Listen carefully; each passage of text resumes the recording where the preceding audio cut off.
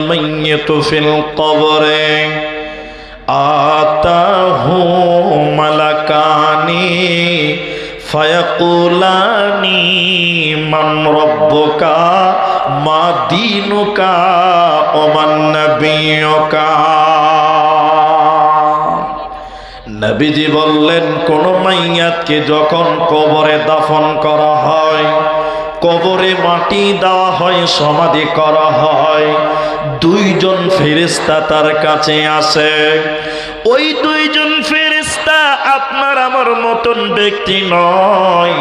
নবীজি বলছেন তাদের চোখ হবে নীল রকম জলজল জলজল করে জ্বলবে। কেউ বলেছেন তাদের একজন থাকবে কানা, একজন থাকবে কালা। চোখগুলো নীল রকম জ্বলতে থাকবে। সেই রকম ভয়ঙ্কর দুইজন ফেরেশতা কবরে আসবেন।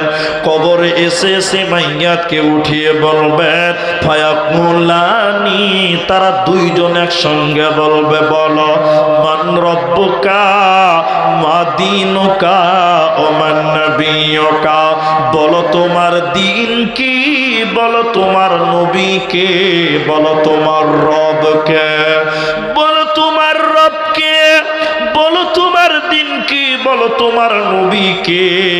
যে ব্যক্তি এই তিনটা প্রশ্নের উত্তর দিতে পারবে ওই লোক কবরে বেঁচে যাবে।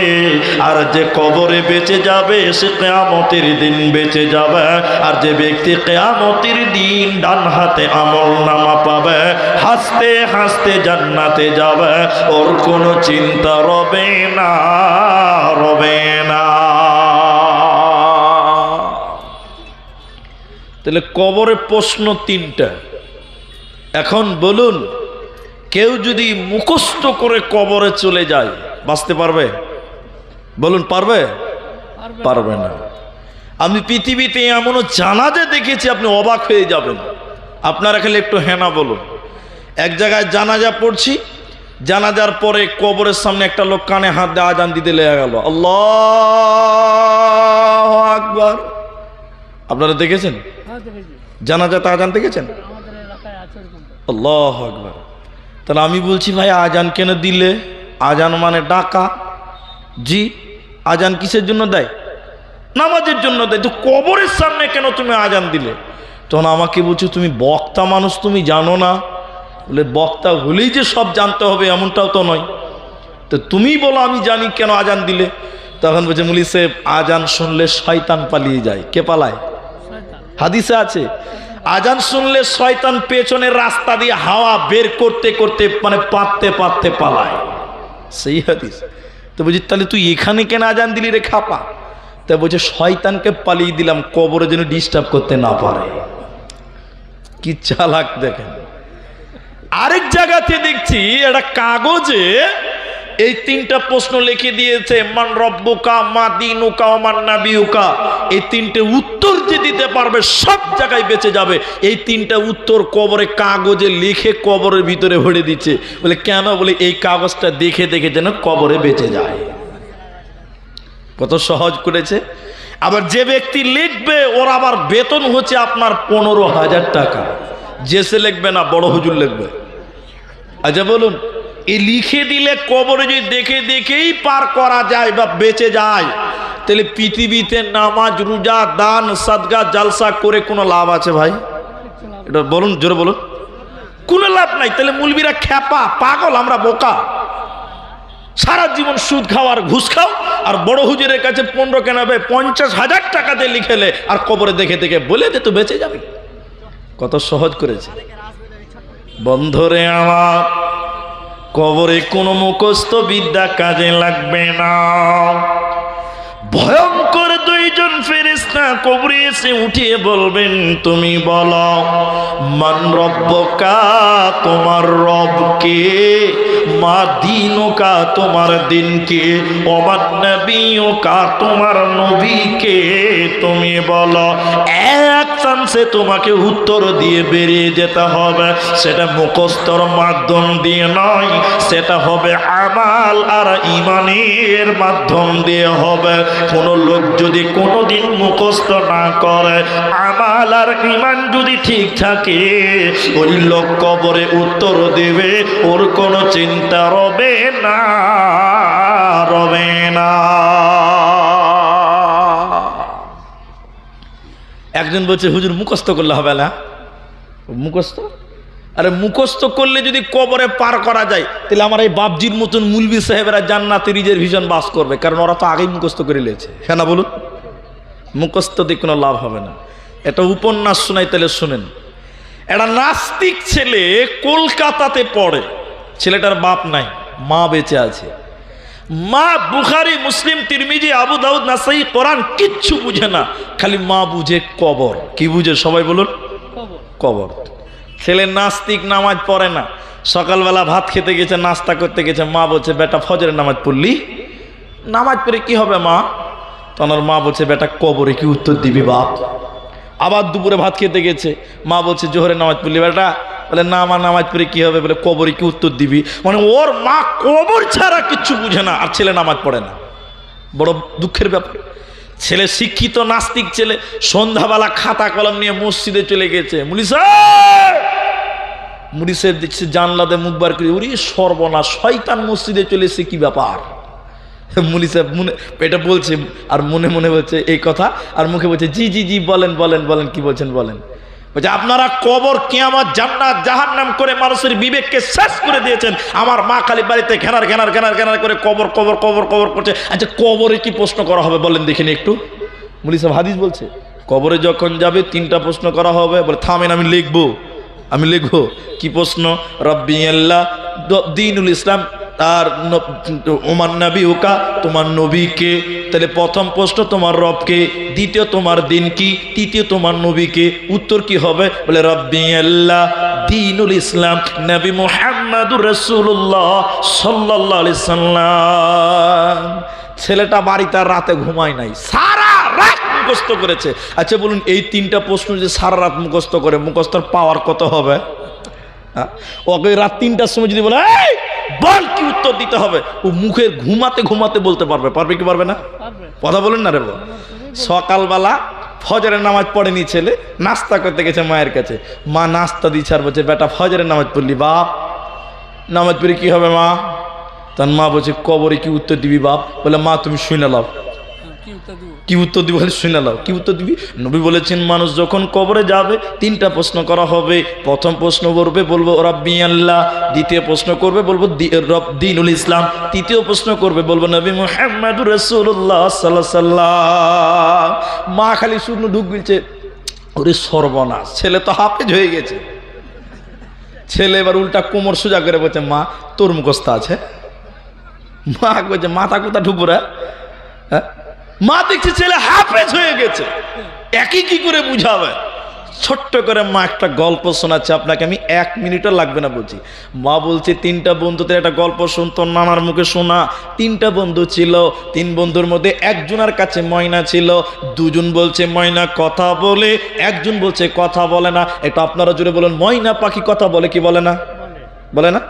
বলে। জি না, কথা নয়, ওটাকে বলা হয় বলি বা সাবজেক্ট। ময়না কি বলবে? আসসালামু আলাইকুম, কেমন আছেন? আপনি যদি তাকে বলেন ওয়ালাইকুম সালাম, ভালো আছি, তুই কেমন আছিস, তোর বাপ কেমন আছে বলতে পারবে? পারবে না। তাহলে কথা বলে না। 2 জন বলছে কথা বলে, 1 জন বলছে বলে না। যে বলছে বলে না, ও একটা বিড়ালকে ব্যাগে ভরে নিয়ে চলে গেছে। 1 জন যায় বলছে, ময়না বলছে আসসালামু আলাইকুম, কেমন আছেন? ঠিকই তো কথা বলছে রে, কথা বলছে। আরেকজন যে বলছে আসসালামু আলাইকুম, কেমন আছেন? ময়না কথা বলছে, ঠিকই তো কথা বলছে। যে বলছে কথা বলে না, ময়নার সামনে যে বিড়াল বার করে দিয়েছে, আর ময়না পাখি বিড়াল দেখে ভয়ে খাঁচার ভিতরে লাফাতে শুরু করেছে, সালাম ভুলে গেছে। এবার মা বলছে বেটা রে, এ ময়না বিড়াল দেখে সালাম ভুললো কেন? মাকে যখন উত্তর দিয়েছে ছেলে, মা বিড়ালের ভয়ে সালাম ভুলে গেছে ময়না পাখি। মা বলছে বেটা রে, দুনিয়াতে যতই কবরের প্রশ্ন মুখস্থ করিস না কেন বেটা, যেদিন কবরে যাবে মুনকার নাকির ফেরেশতা দেখে সব ভুলে যাবে, সেদিন মুখস্থ বিদ্যা কাজে লাগবে না, লাগবে না, লাগবে না। তাহলে কবরে যদি বাঁচতে চাও মুখস্থ দিয়ে কাজ হবে না, ঈমান ইমান আর আমাল মজবুত করতে হবে, তাহলে তুমি কবরে উত্তর দিবে, হাসতে হাসতে জান্নাত চলে যাবে, কোনো চিন্তা হবে না। ছাত্ররা বলো, পশ্চিমবঙ্গে মাধ্যমিক পরীক্ষা কোন মাসে হবে? ফেব্রুয়ারিতে না? ফেব্রুয়ারি উচ্চ মাধ্যমিক মনে হয় হবে। জি, আচ্ছা আপনারা উত্তর দিচ্ছে, উত্তর চাইছি, আপনারা একটু কথা বলবেন, একটু বোবা হয়েন না। আচ্ছা, কোনো ছেলে যদি 2024-এর ফেব্রুয়ারিতে মাধ্যমিক পরীক্ষাতে গোল্লা পায়, মানে ফেল পড়ে, ওই ছেলেটা 25-এ আবার পরীক্ষা দিতে পাবে কি পাবে না? বলুন, আপনারা বলুন না রে বাবা। পাবে। 25-এ ফেল করলে 26-এ চান্স পাবে কিনা? পাবে। কিন্তু বলুন, মাধ্যমিক পরীক্ষা 24-এ ফেল করলে 25 করলে 26-এ চান্স পাবে। এবার আপনারা বলুন, মাধ্যমিক পরীক্ষার কোশ্চিনগুলো সরকার ওপেন করেছে না গোপন রেখেছে? গোপন। যদি ওপেন করে দেয়, সবচেয়ে যেটা বই একার কয়াকার বেকার, ও ফার্স্ট ডিভিশনে পাস করবে না? তার মাধ্যমিক পরীক্ষার কোশ্চেনগুলো গোপন, কিন্তু একবার ফেল করলে দুবার করলে 3বার পাবে। কিন্তু আল্লাহর পরীক্ষা কত কঠিন বন্ধুরে, কবরে এক চান্সে তোমাকে পার করতে হবে, দ্বিতীয় চান্স বলে কোনো অপশন থাকবে না। আর কবরের কোশ্চেনগুলো আল্লাহ ওপেন করে দিয়েছে। ওরে বান্দা, কবরের কোশ্চেন আমি জানিয়ে দিলাম, রেডি হয়ে কবরে এসো, কবরে দ্বিতীয় চান্স পাবে না, এরই নাম কবর। হযরতে যায়েদ বিন সাবিত রাদিয়াল্লাহু তাআলা আনহু তিনি বর্ণনা করছেন, শুনে নাও। বিশ্বনবী কোনো একদিন গাধার উপরে আরোহণ করতে করতে, নবীজি কোনোদিন খচ্চরের উপরে আরোহণ করতে করতে কোনো বাগানের সামনে দিয়ে যাচ্ছিল। হঠাৎ করে গাধাটা নবীজিকে লাফিয়ে ফেলে দেওয়ার মতন অবস্থা। নবীজিকে মনে হচ্ছে পেট থেকে ফেলে দিবে। আল্লাহর নবী গাধার পেট থেকে নেমে দেখলেন, ওই জায়গাতে 4টা কবর দেখতে পেলেন। নবীজি সেখানকার লোকদের বললেন, সঙ্গী সাথীরা তোমরা বলো, এই কবরগুলো কাদের? তাদেরকে তোমরা চেনো, যারা মাইয়াত কবরে রয়েছে তুমি তাদের চেনো কি তোমরা? একজন বলছে, হুজুর আমি চিনি। তারা কারা? এরা সকলেই মুশরিক ছিল, মুশরিক অবস্থায় মারা গেছিল। নবী গো, ঈমান হারাতে তারা মরে নাই, মুশরিক অবস্থায় তারা কবরে চলে গেছে। আল্লাহর নবী বললেন, সঙ্গী সাথীরা, কবর পরীক্ষার ঘর, কবরে কঠিন পরীক্ষা নেওয়া হয়। আমি নবী কবরের শাস্তি জানি, আল্লাহ আমাকে জানিয়েছে। হে আমার সঙ্গীরা, আমি আল্লাহকে বলে দিতাম, আল্লাহ তুমি তোমার বান্দাদেরকে কবরের আযাব শুনিয়ে দাও। আমি আল্লাহকে বলে দিতাম, আল্লাহ তাবারাক ওয়া তাআলা পৃথিবীর মানুষকে কবরের আযাব আপনি শুনিয়ে দেন। কিন্তু আমি আল্লাহকে বলছি না কেন? শুনে নাও, মানুষ যদি কবরের আযাব শুনতে পায়, মানুষ যদি কবরের আযাব শুনতে পায়, কেউ তার মাকে কবরে দাফন করত না। মানুষ যদি কবরের আযাব শুনতে পায়, পৃথিবীর কোন মানুষ তার সন্তানকে কবরে দাফন করত না। কবরের আযাব শুনতে পেলে মানুষেরা ভয়ে কবর দেওয়া ছেড়ে দিত। না হলে আমি আল্লাহকে বলতাম, আয় আল্লাহ,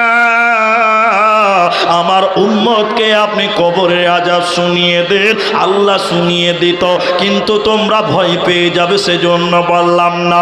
এরপরে নবীজি বললেন, উম্মত আল্লাহর কাছে দোয়া করো, আল্লাহ তোমাদের যেন জাহান্নামের আযাব থেকে মুক্তি করে, আল্লাহ তোমাদের যেন কবরের আযাব থেকে মুক্তি করে। সাহাবীরা দোয়া করলেন, ওগো আল্লাহ, আপনি আমাদের কবর এবং জাহান্নামের আযাব থেকে মুক্তি করে দেন। নবীজি বললেন, কবর কঠিন পরীক্ষার ঘর, এক চান্সে সেখানে পাস করতে হবে, কবরে দ্বিতীয় চান্স পাওয়া যাবে না।